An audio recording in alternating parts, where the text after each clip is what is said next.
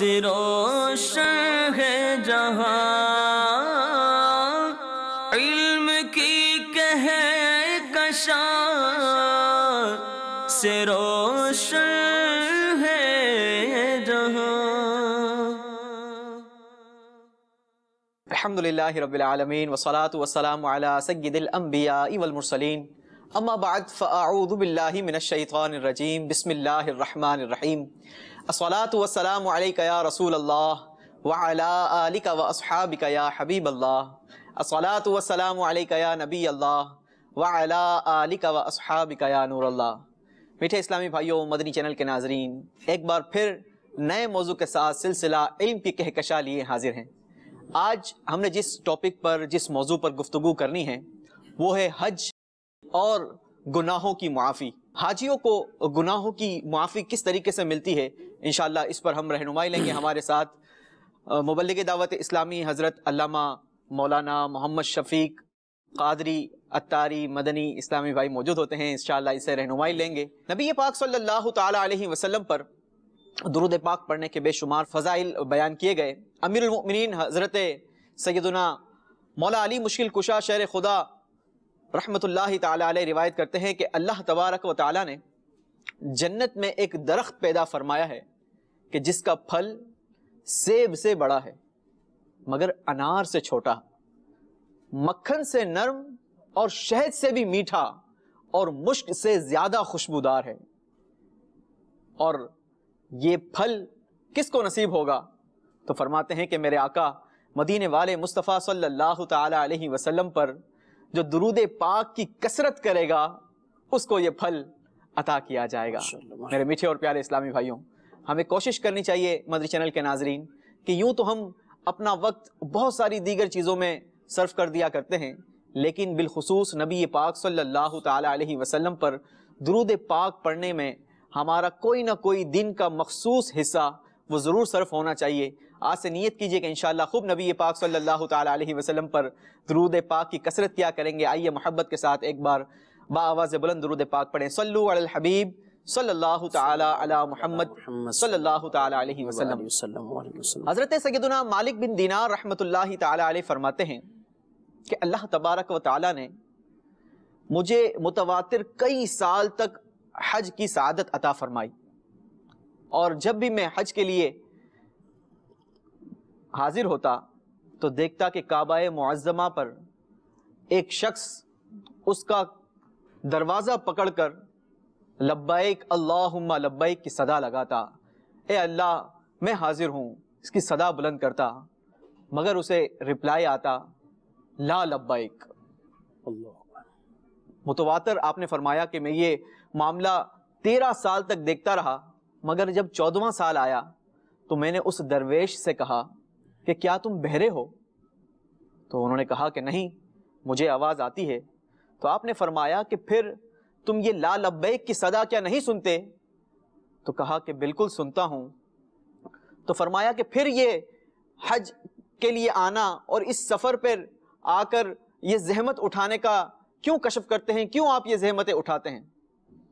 تو اس درویش نے جواب دیا کہ اگر بجائے 14 سال کے 14,000 سال میری عمر ہو اور ہر سال کے بجائے دن میں کئی بار مجھے یہ جواب ملے، اس کے باوجود میں اس دروازے سے اپنا سر نہ اٹھاؤں گا۔ ابھی آپ فرماتے ہیں کہ ہم یہ گفتگو کر رہے تھے کہ اسی دوران اچانک آسمان سے ایک کاغذ اس کے سینے پر گرا اور اس درویش نے وہ کاغذ میری طرف بڑھا دیا۔ جب میں نے اسے پڑھا تو اس میں لکھا تھا کہ اے مالک بن دینار، تو میرے بندے کو کیوں مجھ سے جدا کرتا ہے؟ میں نے اس کے کئی سال کی حج جو ہے وہ قبول نہیں کیے، ایسا نہیں، بلکہ اس کے آنے کی وجہ سے تمام حاجیوں کی، اس کی پکار کی وجہ سے آنے والے تمام حاجیوں کے حج جو ہے وہ اس کی وجہ سے قبول کر لی ہیں۔ میرے میٹھے اور پیارے اسلامی بھائیوں، حج کرنا یہ اللہ تبارک و تعالیٰ کی بہت پیاری نعمت ہے، اللہ ہم سب کو نصیب فرمائے۔ مفتی صاحب کی طرف بڑھتے ہیں اور رہنمائی لیتے ہیں کہ مفتی صاحب یہ بتائیں کہ حج کے مختلف اعمال ہے۔ مثال کے طور پر عرفات کا قیام بھی ہے، مینا میں بھی قیام کرنا ہے، رمی بھی کرنی ہے، بال بھی منڈوانا ہے، طواف بھی کرنا ہے، قربانی وغیرہ بھی کرنی ہے۔ اس کے کیا ثواب جو ہے وہ روایتوں میں ملتے ہیں، احادیث مبارکہ میں اس میں کیا ثواب بتائے جاتے ہیں، اور معافی سے متعلق کیا بیان کیا گیا؟ بسم اللہ الرحمن الرحیم۔ حج کے بارے میں قرآن مجید فرقان حمید میں حکم ارشاد فرمایا گیا، احادیث طیبہ میں متعدد بلکہ بکثرت بے شمار فضائل اس کے بیان فرمائے گئے۔ صحیح۔ اور حاجی کے لیے اتنے بڑے انعامات اللہ تبارک و تعالی نے اخروی طور پر مقبول حج کرنے والا شخص جو ہے اس کی جزا یعنی فرمایا گیا کہ وہ جنت ہی ہے جس کو حج مبرور کی سعادت مل جاتی ہے۔ واہ واہ واہ۔ اور اس کے لیے کہا گیا وہ ایسا واپس پلٹتا ہے کہ جیسا آج ہی اپنی ماں کے پیٹ سے پیدا ہوا ہے۔ واہ سبحان اللہ سبحان یعنی اللہ۔ وہ گویا کہ اس دن کی طرح ہو گیا جس دن اس کی پیدائش ہوئی تھی۔ واہ۔ تو جب آدمی پیدا ہوتا ہے تو وہ اس وقت گناہ گار نہیں ہوتا، گناہیوں میں نہیں ہوتا، تو ویسا ہو گیا۔ ویسا تصور آپ کیجئے، یعنی اتنا بڑا انعام ہے، کتنی بڑی سعادت ہے، کتنی بڑی سعادت ہے اور کتنا بڑا انعام ہے۔ ایک حدیث مبارک میں عرض کرتا ہوں، نبی کریم صلی اللہ علیہ وآلہ وسلم مینا شریف میں تشریف فرما تھے مسجد میں، تو کچھ سوال کرنے والے وہ سوال لے کر آئے حضور صلی اللہ علیہ وسلم کی بارگاہ میں۔ اللہ کے رسول صلی اللہ تعالیٰ علیہ وآلہ وسلم جو کہ اللہ کی عطا سے آنے والوں کے دلوں میں پیدا ہونے والی باتوں کو بھی جانتے ہیں، ذہنوں میں اٹھنے والے سوالات کو بھی جانتے ہیں، سبحان اللہ۔ رسول مکرم صلی اللہ علیہ وآلہ وسلم نے ان سے ارشاد فرمایا، اگر تم چاہو تو میں خود ہی نہ تمہیں بتا دوں کہ تم پوچھنے کیا آئے ہو۔ اللہ اکبر، اللہ اکبر۔ اگر تم چاہو۔ ہاں ہاں ہاں، سبحان اللہ۔ وہ تو بڑے خوش ہو گئے، یا رسول اللہ صلی اللہ علیہ وسلم ہم آپ سے پوچھیں، اس سے بہتر یہ نہیں آپ خود ہی ارشاد فرما دیں کہ ہم کیا پوچھنے آئے ہیں۔ نبی رحمت صلی اللہ علیہ وسلم نے پھر پوری ان کے سوالات کی فہرست بتا دی، اللہ کوئی اکبر، ایک آدھی بات نہیں، اللہ بلکہ پوری باتیں آپ نے ارشاد فرمائی کہ آپ مجھ سے ایک ایک بات پوچھنے آئے ہو کہ حاجی گھر سے نکلتا ہے، قدم اٹھاتا ہے، سواری پہ بیٹھتا ہے، کیا اجر ہے اس میں؟ حاجی جا کے طواف کرے، نفل پڑھے، کیا ہے اجر؟ حاجی صفا مروہ کرے، کیا ہے اجر اس میں؟ حاجی کے لیے عرفات میں کیا ہے؟ حاجی کے لیے رمی جمرات میں کیا ہے؟ حاجی کے لیے قربانی میں کیا ہے؟ حاجی کے لیے حلق میں کیا ہے؟ حاجی کے لیے طواف زیارت میں کیا ہے؟ یہ سب چیزیں اس میں کیا کیا انعام حاجی کے لیے رکھے ہیں؟ یہ وہ اپنے ذہن میں سوچ کر آئے تھے، اور یہ نبی پاک علیہ الصلوۃ والسلام نے خود ہی بتا دیا کہ یہ سوالات لے کر آئے۔ اور اس کے بعد وہ کیا کہنے لگے کہ یا رسول اللہ صلی اللہ علیہ وسلم، اللہ تبارک و تعالی یعنی اس ذات کی قسم جس ذات نے آپ کو مبعوث کیا ہے، ہم یہی سوال لے کر آپ کے پاس اللہ اکبر، ہم یہی سوال لے کر۔ امام عشق و محبت سیدی اعلیٰ حضرت کا وہ شعر مجھے یاد آ رہا ہے کہ اور کوئی غیب کیا تم سے نہاں ہو بھلا، جب نہ خدا ہی چھپا تم پہ کروڑوں دوست۔ سبحان اللہ، کیا شان ہے۔ تو نبی کریم صلی اللہ علیہ وسلم نے خود آپ نے ان کی باتیں بھی بتائیں، پھر ارشاد فرمایا ایک ایک چیز کے بارے میں۔ تمہارے ذہن میں یہ سوال تھا کہ حاجی قدم اٹھائے حج کے لیے جو جاتا ہے تو اس کو کیا ملتا ہے؟ اس کے قدم قدم پر نیکی، قدم قدم پر اس کے گناہ کو محو کر دیا جاتا ہے۔ سبحان اللہ۔ اب ذرا غور کریں، پہلے حاجی دور دراز سے ایک طرح کے پیدل سفر کر کے بھی، سواریوں پہ سفر کرتے ہوئے، جانور قدم جو قدم اٹھاتا ہے اس پر ان کے لیے اتنے انعامات اور نیکیاں ہیں۔ سبحان اللہ۔ تو ارشاد فرمایا یہ ہے اس کے لیے۔ پھر وہ شخص آتا ہے، طواف کرتا ہے، اس کے بعد 2 رکعتیں پڑھتا ہے، تو اس کے لیے اتنا اجر و ثواب ہے کہ گویا کہ اولاد اسماعیل، حضرت سیدنا اسماعیل، ان کی اولاد میں سے اگر کوئی غلام ہے اور یہ شخص اس کو خرید کر آزاد کر دے، جتنا ثواب اس پر ہے اس 2 نفل کے بعد اللہ انہیں اللہ اکبر، صرف 2 رکعت نفل طواف کے بعد جو پڑھتا۔ اللہ اکبر، اللہ۔ پھر ارشاد فرمایا صفا مروہ کی طرف جائے، صفا مروہ کرائے تو اس کی مثل 70 غلام آزاد کرنے کی، یعنی اسے یعنی ثواب عطا فرماتا ہے 70 غلام آزاد کرنے۔ پھر فرمایا کہ حاجی کے لیے ظاہر جب حج کے ایام شروع ہوتے ہیں، عرفات میں جاتے ہیں، تو عرفات کی جو وہ لمحات ہوتے ہیں، اللہ تبارک و تعالیٰ فرشتوں کے سامنے مباحات فرماتا ہے، فخر فرماتا ہے، میرے بندے پر آگندہ حالت، میرے بندے اس کیفیت میں دور دراز سے میرے پاس آ گئے، اگر ان کے گناہ ریت کے ذرات سے بھی زیادہ ہیں اور اگر ان کے گناہ سمندر کی جھاگ سے بھی زیادہ ہیں، یعنی ان کے گناہ اگر بارش کے قطروں کی طرح ہی کیوں نہ ہو، فرمایا میں ان کے گناہوں کو معاف فرما دوں، اور یہ جس کے لیے سفارش کریں گے اس کی بھی مغفرت فرما دوں۔ پھر ارشاد فرمایا کہ آدمی یہ اور ارکان ادائیگی کرنے کے بعد رمی جمرات بھی ہے جی، اس پر پہنچتا ہے، کنکری مارتا ہے. تو اس کنکری پر بھی ایک ایسا کبیرہ بڑا گناہ کہ جو آدمی کو ہلاک کر دے، اس کی تباہی کے لیے وہ گناہ ہی کافی ہو، وہ ہلاکت میں ڈالنے والا گناہ، وہ اس کی مغفرت فرماتا ہے اللہ تبارک و تعالی. اس کبیرہ گناہ کی بھی اللہ تبارک و تعالی ایک اس پہ مغفرت فرماتا ہے. ارشاد فرمایا حاجی قربانی کرتا ہے، یہ قربانی کا ثواب اس کے لیے آخرت میں ذخیرہ بنا دیا جاتا ہے، یعنی اس کا ثواب آخرت میں اللہ تعالیٰ فرمائے. حاجی اپنا حلق کرتا ہے، بال بال کے بدلے میں اس کو نیکی اللہ تبارک و تعالی عطا فرماتا ہے. سبحان اللہ. پھر یہی حاجی جب طواف کر رہا ہوتا ہے، طواف افاضہ کر رہا ہے، تو ارشاد فرمایا کہ اس کے دونوں شانوں کے درمیان آ کے فرشتہ ہاتھ رکھتا ہے اللہ اللہ، اور اس کو آ کے کہہ دیتا ہے کہ اب اپنے عمل نئے سرے سے شروع کر. سبحان اللہ. جو کچھ تھا اللہ نے معاف کر دیا، سبحان اللہ. جو کچھ تھا اللہ نے معاف کیا، اب اپنے اعمال، یعنی گویا کہ اسی وجہ سے کہا کہ حاجی کو اپنے گھر پہنچنے سے پہلے اس سے اپنے لیے مغفرت کی دعا کرواؤ. یعنی حاجی جب آتا ہے فرمایا گھر پہنچنے سے پہلے اس سے ملو اور اس کے لیے اپنے لیے مغفرت کی دعا کرواؤ، کیونکہ وہ خود مغفرت یافتہ لوٹتا ہے. تو جس کے لیے مغفرت کی دعا کرے گا اللہ کا اس کے لیے بشارتیں ہیں کہ وہ جس کی سفارش کرے گا اللہ وہ قبول فرمائے گا. حاجی یعنی 400 افراد کی شفاعت کرے گا حاجی، یعنی قبول حج کرنے جس کا مبرور حج ہو اس کے لیے یہ بشارت ہے اس کے لیے. یعنی اتنی بڑی بشارتیں، گناہ معاف ہوں، ایسے واپس آ رہا ہے جیسے جس دن اپنی ماں کے پیٹ سے پیدا ہوا تھا، ویسے اس کو گناہوں سے بالکل پاک صاف کر کے اللہ تعالیٰ واپس جو اللہ ہمیں بھی حج مبرور کی سعادت عطا فرمائے. اچھا صاحب، آپ کے اس جواب سے ایک دو سوالات میرے ذہن میں اٹھ رہے ہیں کہ ہو سکتا ہے کہ مدری چینل کے ناظرین بھی یہ پوچھنا چاہ رہے ہوں کہ پہلے تو جو ہے وہ سفر پیدل بھی کیا جا سکتا تھا اور سواری کے ذریعے، مثال کے طور پر کسی اونٹ پر یا ایسے سفر کیا جاتا تھا، تو ایک ایک قدم کا جو ہے وہ ثواب بیان کیا گیا. اب تو یہ جہاز میں ہوتا ہے، تو اب قدم کس طریقے سے گنے جائیں گے؟ دیکھیں ابھی بھی سفر ہے اصل میں، یہ مشقتیں ہیں. پھر جب وہاں بھی آدمی جاتا ہے قدم قدم ہے اس کو، ایسا نہیں کہ حاجی کے لیے کوئی یہاں سے یہ ایک سفر کی یہ سہولت ہمیں میسر گئے، لیکن اس سفر کا بھی ثواب ملے گا، بہت زیادہ ثواب ہے. یہ بھی کوئی آسان تو نہیں ہے، اس کے لیے آدمی کتنے مال کتنا خرچ کر رہا ہے اس کے لیے، تو یہ اس کا بھی ثواب ہے اس کو.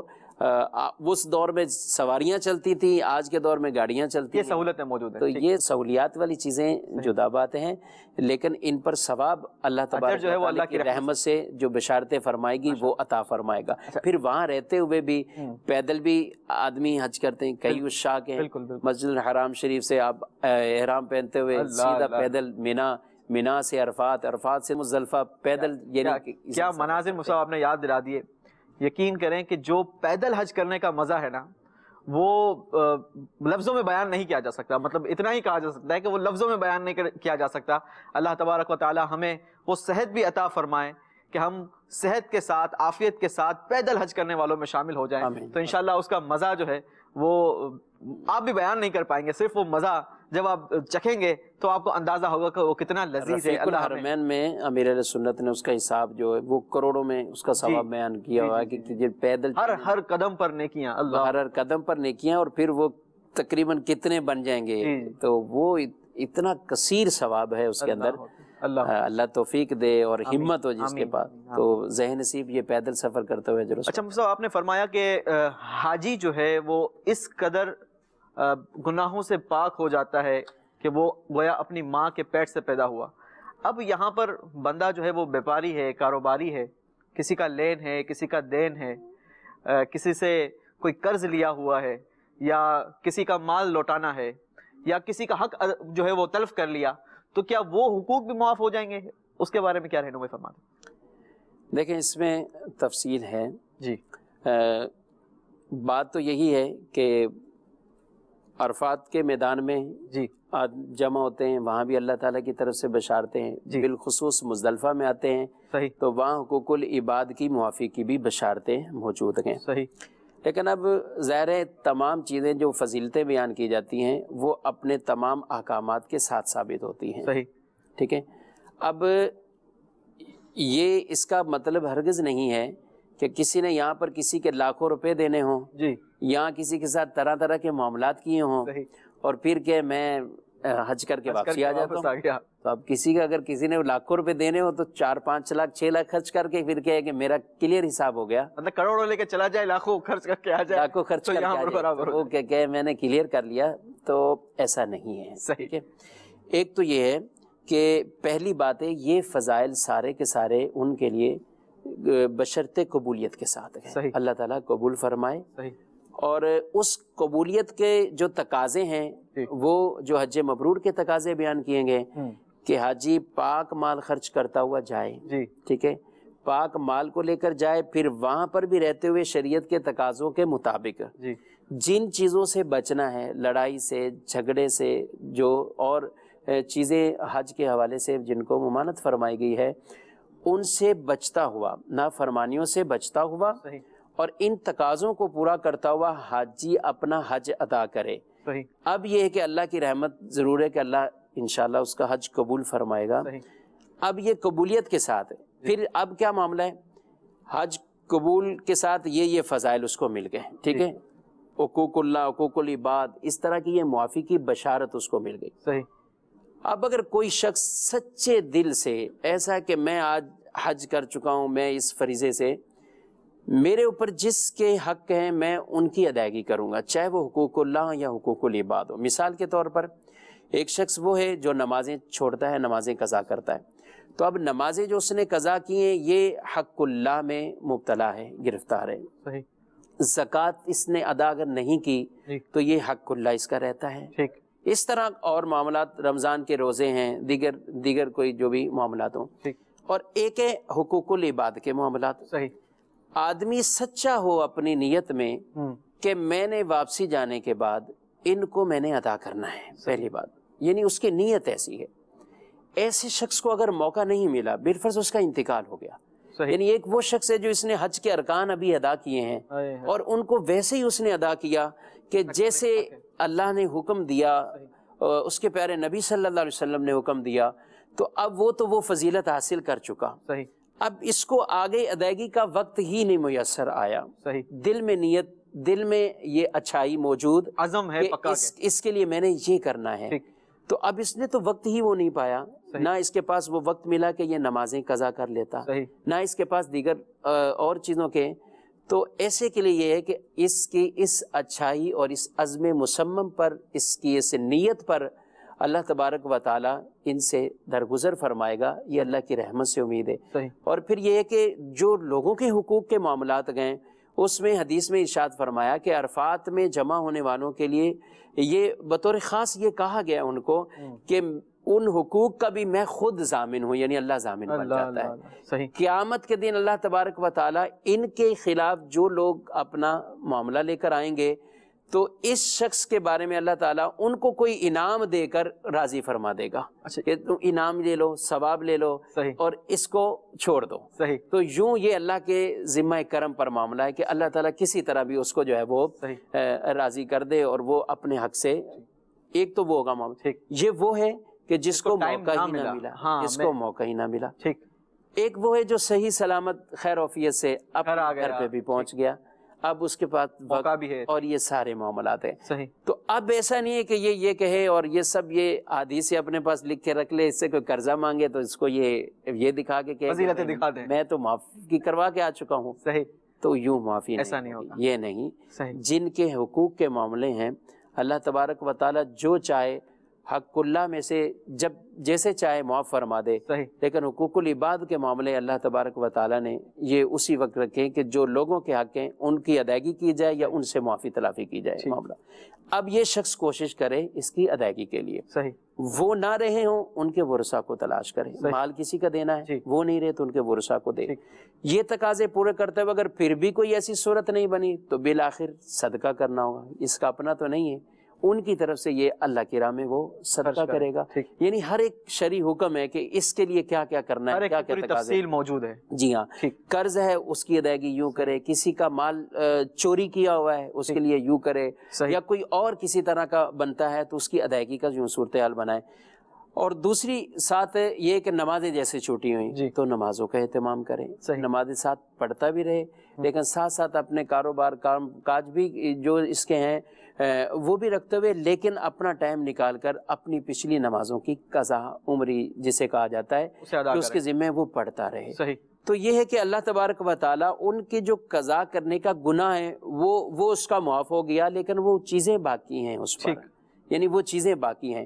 اب اگر کوئی شخص یہ بھی نہیں کرتا، وقت ہوتے ہوئے نماز بھی نہیں پڑھ رہا، صحیح، تو اس کو لیے کہا گیا کہ یہ گناہ دوبارہ تازہ ہو جائیں گے اس کے. اللہ اللہ، یعنی وہ یہ اس کو کہے گا یہ محرومیت ہے، بہت بڑی محرومی والی بات. ایک چانس دیا گیا تھا لیکن اسے اویل نہ کیا. اتنی بڑی فضیلت حاصل کر کے گویا کہ پلٹا. اس لیے حاجی کو یہ کہا ہے کہ اس کی حج مبرور کی علامات میں سے ایک بڑی علامت، بہت بڑی علامت جسے کہا گیا ہے، واپس آنے کے بعد اپنی زندگی کو بدل دے، چینج ہو جائے، اپنی زندگی میں ایسی تبدیلی لے کر آ جائے. کون سی تبدیلی؟ اگر برائی میں تھا تو اچھائی والے طریقے پہ آ جائے، وہ نیکی والے طریقے پہ آ جائے، بھلائی والے طریقے پہ آ جائے.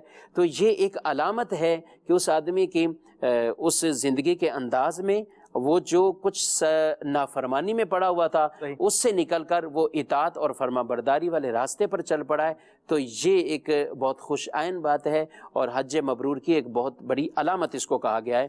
یہ وہ حج مبرور کا تقاضا ہے جو حاجی نے حج کرنے کے بعد آ کے کرنا ہوتا ہے. کچھ تو یہاں سے چلتے ہوئے کرتے ہیں، کچھ حج کے دوران کرتے ہیں، لیکن اس کے بعد یعنی یوں کہہ لیں کہ حج کے بعد بھی آدمی کو ہر وقت اسی تگدو میں رہنا ہے کہ میرا حج محفوظ بھی رہے، میرے حج کے جو ہے وہ مجھے فضیلت بھی حاصل ہے. تو یہ اس پر برقرار رہوں. اچھا مفتی صاحب، اگر مثال کے طور پر کسی رشتہ دار سے رنجش ہے، خالہ ناراض ہیں، پھپھو ناراض ہیں، اس کے لیے بہتر یہ نہیں ہے کہ وہ جانے سے پہلے ہی جو ہے وہ ان سے معافی تلافی والا معاملہ کر لے، یا نہیں جناب میں تو حج کے لیے جا رہا ہوں، اب میرے تو سارے وہاں پر یہ معاملات معاف ہو جانے ہیں، ان لوگوں کے بارے میں کیا کہیں گے؟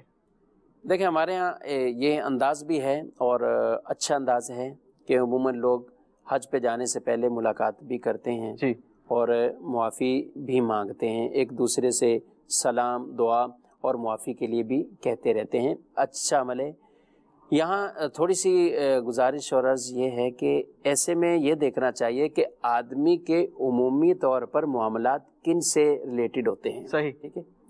ناراض اس کے گھر والے بیٹھے ہیں، لڑائی اس کی کہیں ہوئی ہے، معافی کہیں اور مانگ رہے ہیں. صحیح، ٹھیک ہے، ان سے بھی آپ ملیے، دوستوں سے بھی ملیے. بالکل، یہ بہت بڑا کانسیپٹ. یعنی ہر ایک کو یہی نہیں کہ آپ معافی جو ہے نا وہ صرف سوشل میڈیا پہ مانگ رہے ہیں، آپ فیس بک پہ مانگ رہے ہیں، اپنا اسٹیٹس ڈال کے آپ واٹس ایپ کر رہے ہیں لوگوں کو.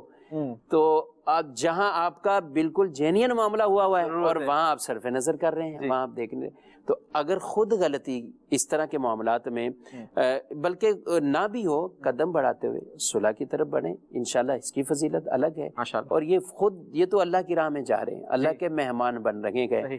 تو آدمی اس طریقے سے یہ معاملات، پھر سفر میں کون کون سے معاملات پیش آ جائیں. سفر ہوتا ہے اور یعنی ہوائی جہاز کے سفر ہیں، آگے بھی سفر ہیں، کبھی ایسے معاملات بھی آ جاتے ہیں، کئی لوگ جاتے ہیں واپس نہیں آتے.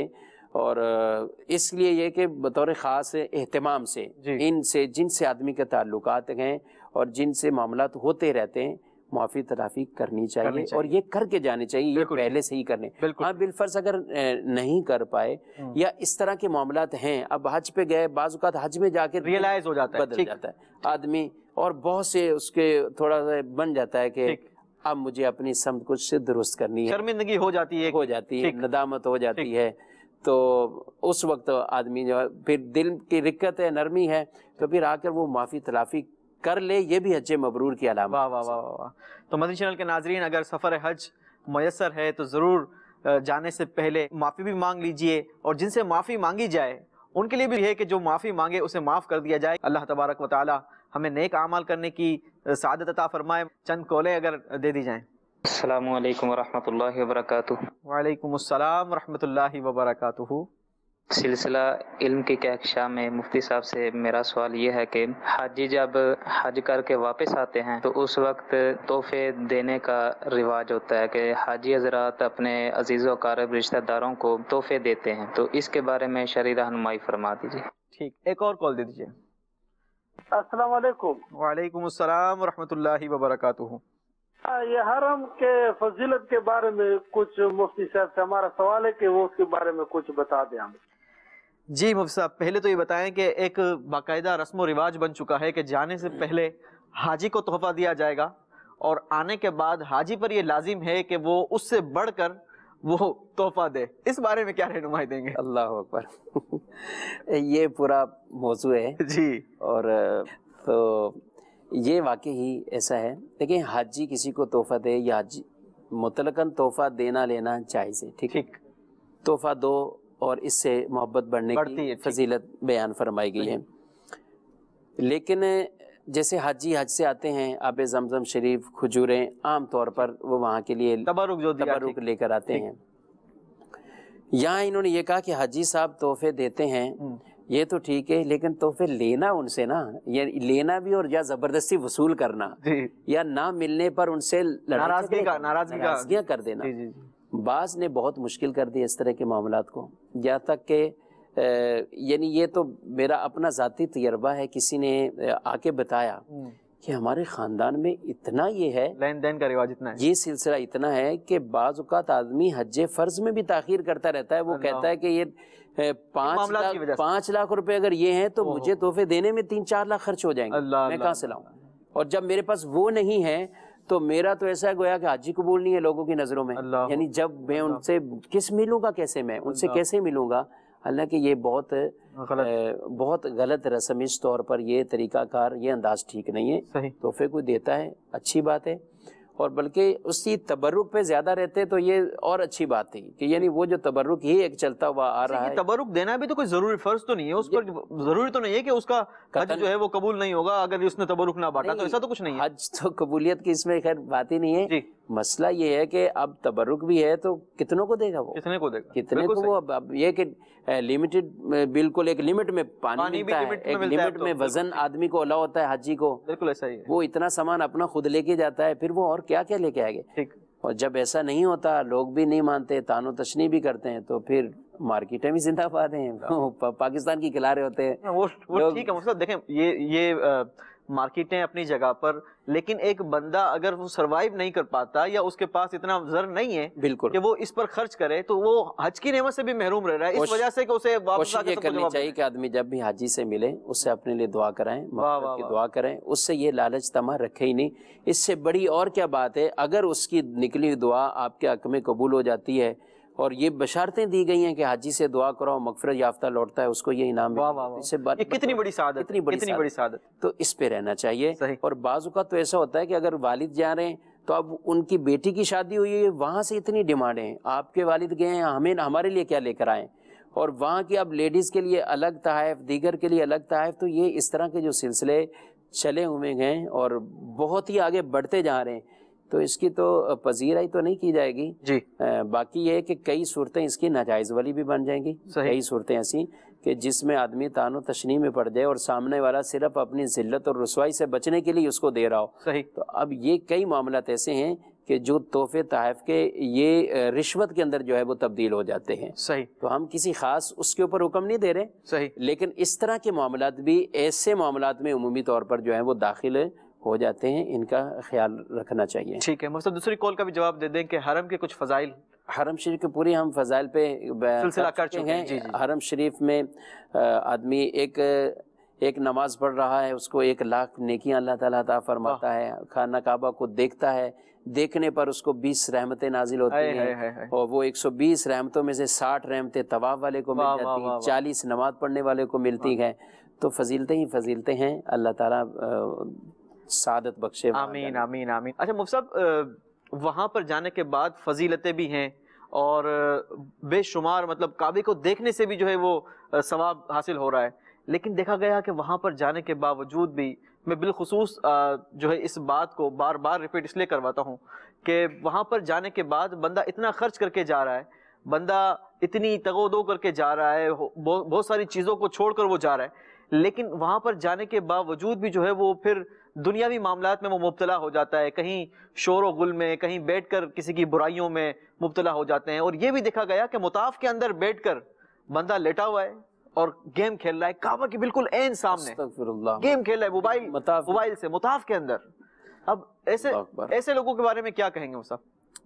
اب یہ کیا کہا جائے کہ یعنی اتنی بڑی محرومی والی بات، بلکہ یہ تو مسجد کے اندر معاذ اللہ اگر اس طرح کے معاملات میں پڑے ہوتے ہیں، ہم تو ان کے لیے کہتے ہیں کہ جو ویسے ہی موبائل کا بے ضرورت وہاں پہ استعمال ایسا کر رہے ہوتے ہیں اور اپنی ہی اسی ذوق کو ایک طرح کا جو ہے وہ پامال کر رہے ہوتے ہیں۔ صحیح۔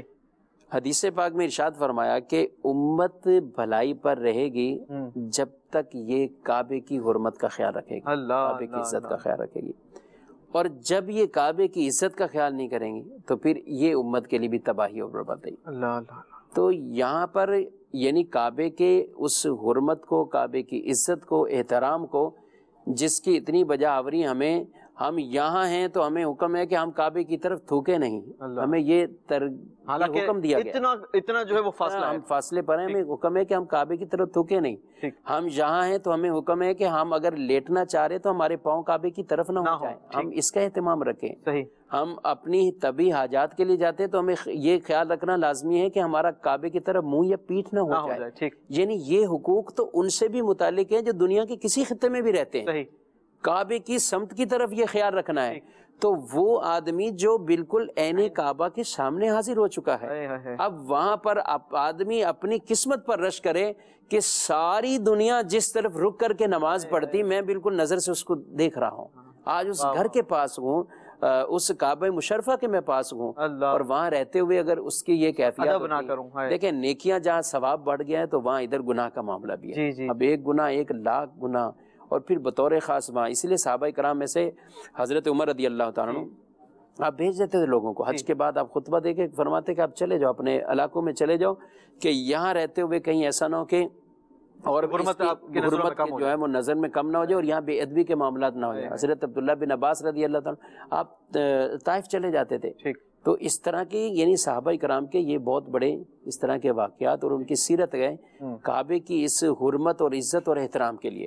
تو بالخصوص آدمی کو وہاں پہ جائے، ان کے آداب کو بھی خیال رکھیں، اپنے آپ کا بھی خیال رکھیں، اگر ساتھ ایسے بچے بھی ہوتے ہیں تو ان کے بھی جو ہے وہ شریعت کے تقاضے کے مطابق یعنی کن بچوں کو لے جانے کی وہاں اجازت ہے، لیکن پھر بھی ان کو شور و غل سے بھی باز رکھیں تاکہ مسجد الحرام شریف کے تقدس کا بھی خیال ہو۔